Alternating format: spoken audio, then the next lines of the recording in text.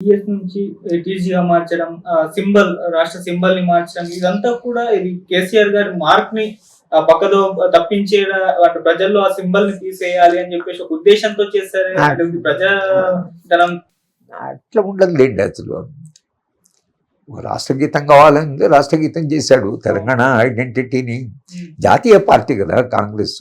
జాతీయ పార్టీ అసలు ఇటువంటి వాడుకు అంత జాతీయ సింబల్ ఎవరు కావాల్సింది.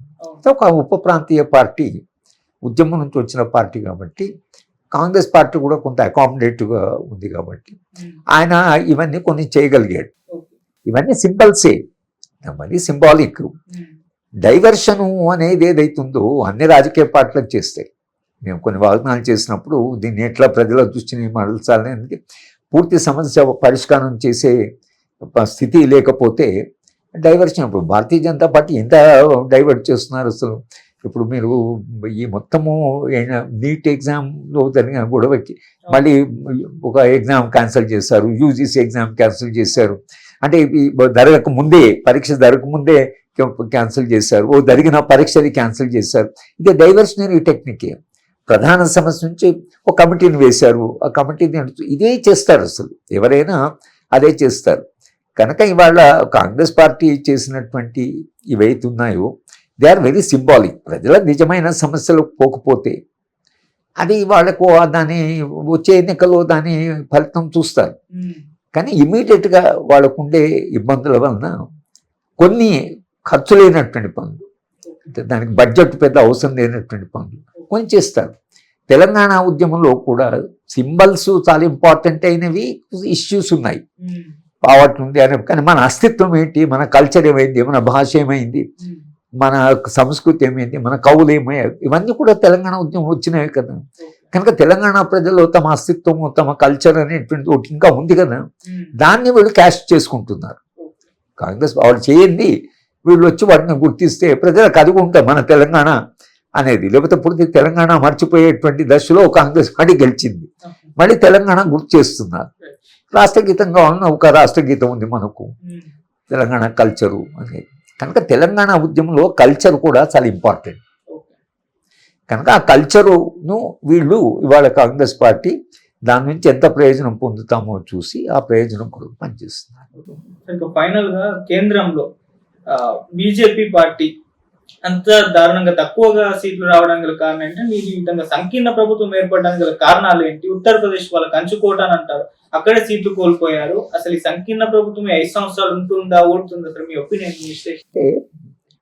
ఒకటి ఏం జరిగిందంటే, వీళ్ళు భారతీయ జనతా పార్టీ మతాన్ని చాలా ప్రధానంగా పెట్టి రథయాత్ర నుంచి వాళ్ళ రాజకీయాలు ముందుకున్నాయి. కనుక వాళ్ళకు కల్చరు చాలా ఇంపార్టెంట్. రిలీజను, కల్చరు ఇవన్నీ వాళ్ళ రాజకీయాల్లో అవి ప్రధానమైనవి. లాస్ట్ టైం గెలిచినప్పుడు పుల్వామా ఇన్సిడెంట్ జరిగింది, మళ్ళీ ఇది పాకిస్తాన్ నుంచి జరిగిందని దేశంలో వచ్చింది, మనం దానికి ప్రతీకారం తీసుకున్నాము అనేటువంటిది ఒకటి జరిగింది. ఈసారి వాళ్ళు రామ జన్మభూమి చేస్తే, దేవాలయం కడితే తప్పకుండా దాని ఉంటుందని వాళ్ళు ఒక అంచనా వేశారు. కానీ 10 ఏళ్ళు అయిన తర్వాత అక్కడ ఉత్తరప్రదేశ్లో 50,000 కానిస్టేబుల్ పోస్ట్కి ఒక 60 లక్షల మంది, 40-50 లక్షల మంది అప్లై చేశారు. అంటే మీరు ఒక 20 మంది నుంచి 30 మంది చేశారు. అంటే నిరుద్యోగము స్థాయి ఎంత తీవ్రంగా ఉందో మనం చూడవచ్చు. అలాగే ధరల పెరుగుదల. నేను బీహార్లో సరే వీళ్ళు గెలిచారు, కానీ బీహార్లో కూడా చాలామంది దేవాలయం కట్టారు, దేవాలయంకి వెళ్తాము, దేవుడు ముక్తాం, కానీ సమస్యలు ఉన్నాయి కదా. మాకు నిరుద్యోగం ఉంది, తర్వాత పని దొరకడం లేదు, పిల్లలకు ఉద్యోగాలు లేదు, విద్య సరిగా జరగడం లేదు.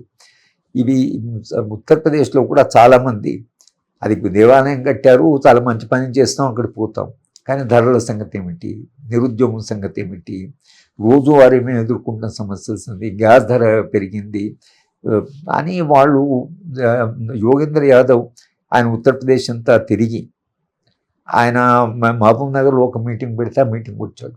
ఉత్తరప్రదేశ్లో కాంగ్రెస్ బీజేపీ ఓడిపోతున్నది అని నేను మీకు స్పష్టంగా చెప్పి, నేను డైరెక్ట్గా ఉత్తరప్రదేశ్ నుంచి వచ్చాను అని చెప్పాడు పబ్లిక్ మీటింగ్లో. ఆయన చెప్పినట్టు ఎవరిని అడిగినా ఈ నిజమైన సమస్యలు ఉన్నాయి కదా అని అంటున్నారు. కానీ లేదు వాళ్ళు చాలా మంచి పని చేశారు, మనం ఓటు వేయాలని అన్నవాళ్ళు చాలా తక్కువ. కనుక వీళ్ళు భారతీయ జనతా పార్టీ ఉత్తరప్రదేశ్లో అయితే గెలవదని ఆయన ఖచ్చితంగా మీడియాలో చెప్పాడు, పర్సనల్గా చెప్పాడు, పబ్లిక్ మీటింగ్ చెప్పాడు. అర్థమైపోయింది. అంటే ఎందుకు ఉత్తరప్రదేశ్లో ఓడిపోయారని అంటే స్పష్టంగా ఇది చెప్తున్నారట, పనులు లేవు, ఉద్యోగాలు లేవు, ధరలు పెరిగినాయి, రోజువారీ జీవితం గడవడం చాలా కష్టంగా ఉంది, విద్య సరిగ్గా లేదు, ఎక్కడ పోతే ప్రైవేట్ స్కూల్లో ఫీజులు పెరిగాయి, ఆరోగ్యం బాగాలేకపోతే ప్రైవేట్ హాస్పిటల్ పోవాలి, డబ్బులు లేవు, ప్రభుత్వ హాస్పిటల్లో బాగా లేవు. ప్రజలు నిత్య జీవితంలో ఎదుర్కొంటున్న సమస్యలు ఏవైతున్నాయో ఒక్కసారి మనము ఆ సమస్యల గురించి ఆలోచించినప్పుడు, మీరు ఈ డైవర్షనరీ టెక్నిక్ ఏదైతుందో దాని బదులు అది ప్రజల దృష్టి మీరు ఒకసారి మాట్లాడవచ్చు, 2 సార్లు, కానీ 3వసారి 2 సార్లు ఇదే చెప్పారు, మళ్ళీ ఇదే ఏమిటి అసలు మన నిజమైన సమస్యలు ఏమిటి. కానీ ఆ ఆర్థిక అభివృద్ధి నమూనా ఏదైతుందో ఇవాళ న్యూ లిబరలిజం అనేది ఏదైతున్నారు దాంట్లో ఈ సమస్యలకు పరిష్కారం లేదు. ఎందుకంటే మన అంతర్జాతీయ అభివృద్ధి నమూనాలో భాగం కనుక మనం $5 ట్రిలియన్ వస్తుంది, లేకపోతే మనం 3rd లార్జెస్ట్ ఎకానమీ, మీరు ఏం చెప్పినా అది ప్రపంచంలో తర్వాత మధ్యతరగతిలో ఉండొచ్చు. కానీ సామాన్యమైన మనిషికి తన నిత్య జీవితంలో ఉండే సమస్యలు ఏవైతున్నాయో మీరు ఏ చెప్పినా కూడా ఆ సమస్యలు, అందుకని భారతీయ జనతా పార్టీ వాళ్ళు ఓడిపోతారని వాళ్ళు అనుకోలేదు. కానీ వాళ్ళు ప్రజలు ఏం చేశారంటే ఒకవైపు విశ్వాసాలు, ఒకవైపు మతం, అట్లా తగ్గిందని కాదు, ఇంకా మత విశ్వాసం పెరిగింది కూడా, కానీ ఒకవైపు జీవితం ఉండే నిత్య జీవిత సమస్యలు. మనుషులు తమ అనుభవం నుంచి నిర్ణయాలు తీసుకుంటారు, కానీ కేవలం నినాదాల నుంచి నినాదం పనిచేస్తుంది. 5 ఏళ్ళు పనిచేస్తుంది, భారతీయ జనతా 10 ఏళ్ళు పనిచేసింది. 10 ఏళ్ల తర్వాత కూడా మనము కల్చరు దానికి తీసుకెళ్ళి మనం ప్రజల దగ్గర చెప్తున్నాం అంటే ఆకలి అవుతున్న వాడికి మీరు ఏ విషయం చెప్పినా ముందు నాకు ఆకలి అవుతుంది అన్నం పెట్టండి అడుగుతాడు. కానీ లేదు నువ్వు అసలు అది జరుగుతుంది ఇది జరుగుతుంది అంత అదేమి నమ్మడు. కనుక వాళ్ళు జీవిత అనుభవం నుంచి నేర్చుకున్నది 10 ఏళ్లలో సమస్యలు పరిష్కారం కాబట్టి ఏదో మనం ఆల్టర్నేటివ్ వెతుక్కోవాలని అనుకున్నారు. కనుక భారతీయ జనతా పార్టీకి ఇంకా వాళ్ళకు ఆ కల్చరల్ రూట్స్ ఉండబట్టి ఆ మాత్రం సీట్స్ వచ్చాయి. మోడీకి ఒక ఆకర్షణ, తర్వాత ఒక బలమైన నాయకుడు, యూత్లో కూడా ఒకటి ఏంటంటే ఒక బలమైన నాయకుడు ఉంటే సమస్యలు పరిష్కరిస్తారని అనుకునే వాళ్ళు ఉన్నారు. కనుక పూర్తిగా వాళ్ళు ఏమీ ఓడిపోలే, కానీ ఒక రకంగా మొత్తంగా చూస్తే ఓడిపోయారు. ఎందుకంటే మీకు 372 రావాలి, 372 రావాలి అంటే ప్రజల దృష్టిలో మీరు అలయన్స్ ద్వారా ఇవాళ పవర్కి వచ్చారు. ఎందుకు భారతీయ అంత నరేంద్ర మోడీ లాంటి ఒక నాయకుడిని అక్కడ పెట్టుకొని వాళ్ళు ఆయనకు ఆర్డర్ ఉంది, కష్టపడి పనిచేస్తారు, రాష్ట్రీయ స్వయం సేవక సంఘం 30 లక్షల మంది దాక్కున్నారు, వాడికి ఏబీవీపీ ఉంది, వాడికి చాలా సంస్థలు ఉన్నాయి. ఈ సంస్థల ద్వారా వాడికి ప్రచారం కొరకు ఏమీ లోటు లేదు. మీడియా అంతా వాళ్ళ వైపే ఉంది, ఇంగ్లీష్ మీడియము, జాతీయ మీడియా మొత్తం వాళ్ళకి. ఇంత ఉన్నా కూడా పార్టీ గెలవలేకపోయిందంటే ప్రధాన కారణం ఏంటంటే ప్రధానమైన ప్రజల సమస్యల్ని పరిష్కరించకుండా మనము సంపద పెరిగింది, తర్వాత దేశాభివృద్ధి అయింది, జీడిపి పెరిగింది, పర్ క్యాపిటల్ ఇన్కమ్ పెరిగింది, నిజం సంపద పెరిగింది. ఆ పెరిగిన సంపదలో సాధారణమైన మనిషి కొంచెమైనా వాటా లేకపోతే సంపద పెరిగిందంటే వాడు అడగడం ఏంటంటే సంపద పెరిగితే నా పరిస్థితి ఇట్లెందుకు ఉందని అడుగుతాడు. అంటే మనం చెప్పే జవాబు ఏముంది, రాజకీయాల్లో ఎప్పుడో ఒకసారి నిజం అనేది బయటకు వస్తుంది. ఆ నిజం అనేది ఎన్నికల్లో కొంత బయటకు వచ్చింది, జీవిత అనుభవం బయటకు వచ్చింది. అందుకని భారతీయ జనతా పార్టీకి బలహీనపడింది పార్టీ. ఇక ఇప్పుడు ఆ వాటి మీదే వాళ్ళు కొనసాగడం కష్టం కాదు. ఇప్పుడు మోడీ మళ్ళీ అదే అంటున్నాడు, అదే పాలసీలు కొనసాగుతాయి అంటున్నారు, కానీ అవి కొనసాగితే పార్టీ నిలవడం చాలా కష్టం.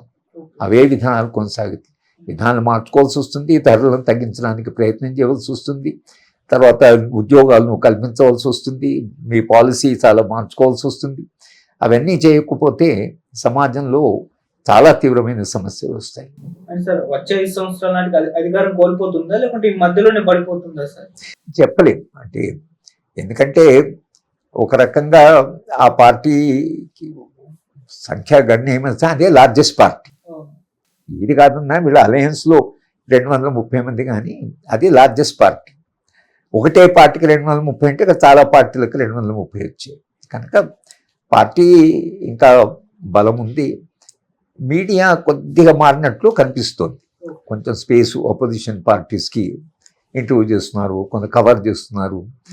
ఎందుకంటే పూర్తి వాళ్ళ మీడియా ఓనర్స్ కూడా అర్థమైంది కార్పొరేట్ వాళ్ళకి. పూర్తిగా వీళ్ళని నమ్ముకుంటే రేపు ఒకవేళ వీళ్ళు అధికారం రాకపోతే మన పరిస్థితి ఏమవుతుందో వాళ్ళకి ఎన్నో ఇంట్రెస్ట్ ఉంటాయి ప్రభుత్వం మీద. కనుక కొద్దిగా కార్పొరేట్ వాళ్ళు కూడా మీడియాకి కొంచెము పూర్తిగా ఒకే ఛానల్ కాకుండా కొంత ఒకే పార్టీ ఒకే వ్యక్తిని ప్రచారం చేయకుండా కొంచెం ప్రచారం చేయండి అని అది లేక మనకు ఇప్పుడు మీడియా చూస్తే కనిపిస్తుంది. ఇది ప్రధానంగా మోడీ గారికి కవరేజ్ ఇప్పించిన మీడియాలు కార్పొరేట్ తమ ప్రయోజనాలు చూసుకుంటారు. కనుక భారతీయ జనతా ఆమె అనుకున్నట్లుగా తమ సంపద పెరిగింది కాబట్టి పిచ్చిగా 400 సీట్లతో గెలుస్తారని అనుకున్న ఎన్నికల రిజల్ట్ తర్వాత వాళ్ళకి అర్థమైంది ఏంటంటే వీళ్ళు కూడా అధికారంలోకి రావచ్చు. సరే ఇవాళ భారతీయ జనతా పార్టీ నుంచి ఎంతమంది వెళ్ళిపోతారా పవర్ను, ఎందుకు వాళ్ళందరికీ రక్షణ కదా పార్టీ. కనుక నేను కూలిపోతుందని మనం అనుకోలేదు. అన్లెస్ నవీన్ పట్నాయక్ మన ఈయన బీహారు ముఖ్యమంత్రి తర్వాత చంద్రబాబు నాయుడు గారు వీళ్ళిద్దరు కూడా వీళ్ళ అవసరాలు ఉన్నాయి కాబట్టి కొనసాగుతుంది, కొంతకాలం కొనసాగుతుంది. Okay, thank you so much. Right.